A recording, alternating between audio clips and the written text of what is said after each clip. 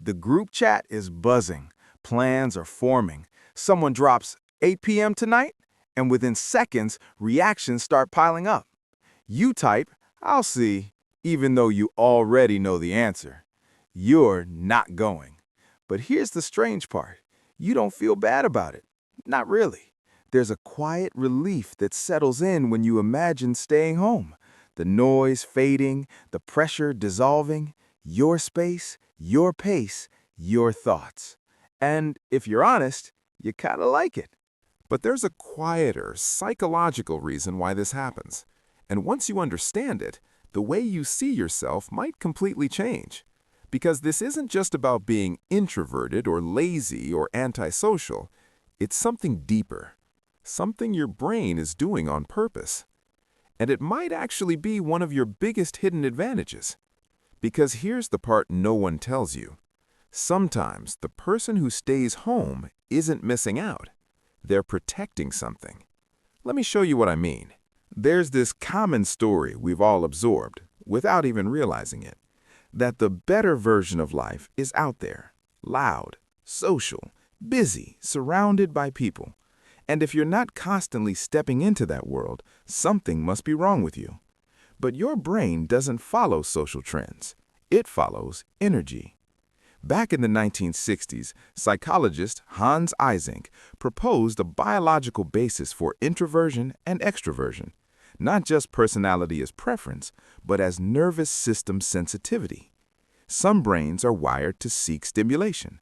Others are wired to filter it more intensely.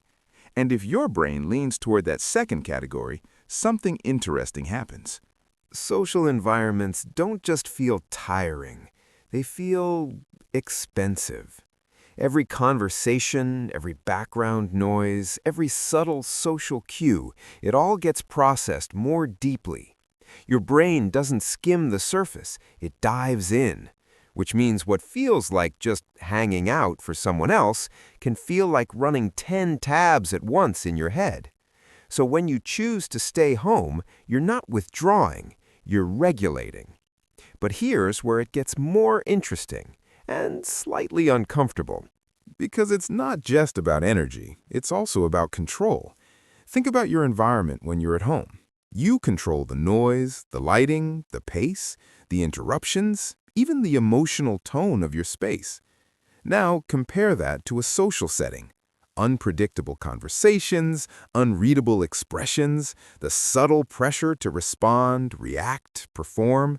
You're not just present, you're constantly adjusting. And your brain notices that. In fact, research from the University of Helsinki found that people who are more sensitive to environmental stimuli, sometimes called highly sensitive individuals, show increased activity in brain regions linked to awareness and emotional processing. Which means you don't just experience environments, you absorb them. And over time, your brain starts making a quiet calculation. Is this worth the energy? Sometimes the answer is yes, but often it's no. And that's when staying home starts to feel less like avoidance and more like alignment. But here's the part that might hit a little closer. Because if you've been this way for a while, you've probably heard certain things. You should go out more. You're missing out. You're becoming boring. And even if you brush it off, a small part of you wonders, am I? Because there's a subtle social feedback loop that starts forming. You stay home, people stop inviting you as much, you feel slightly disconnected, staying home feels even safer.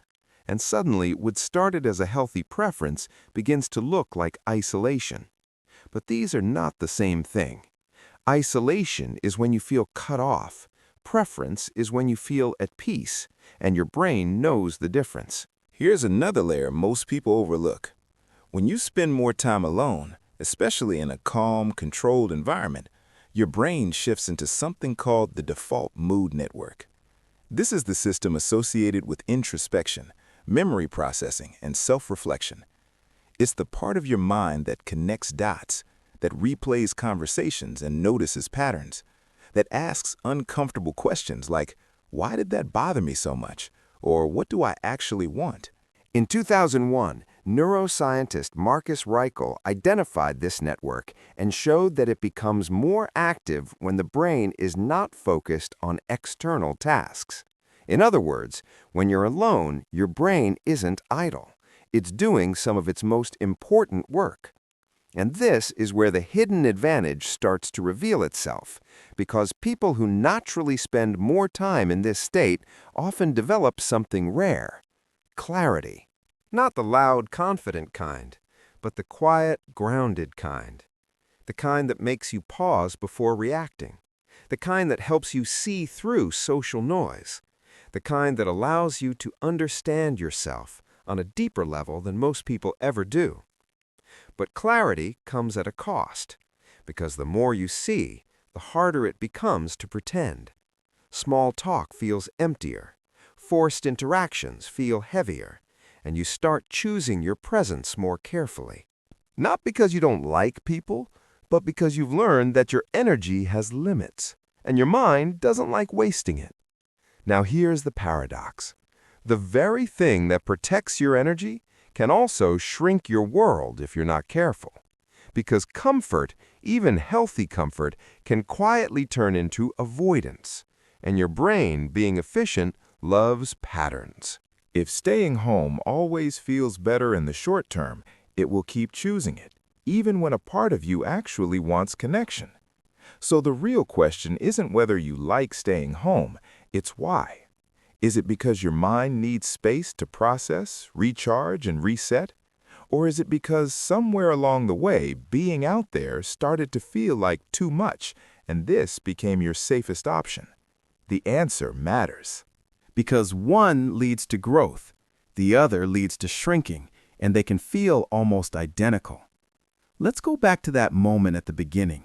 The message, the plan, the quiet, "I'll see." That wasn't indecision. That was your brain running a calculation in the background. Energy, meaning, comfort, risk, and choosing the option that felt most aligned. But here's the shift. You don't have to fight that instinct. You just have to understand it. Because people like you, people who genuinely enjoy staying home, often have three underlying traits working together: a nervous system that processes deeply, a mind that values meaning over noise, and an internal world that's rich enough to make solitude feel fulfilling. That's not a weakness. That's a different operating system. And in the right balance, it becomes a powerful one.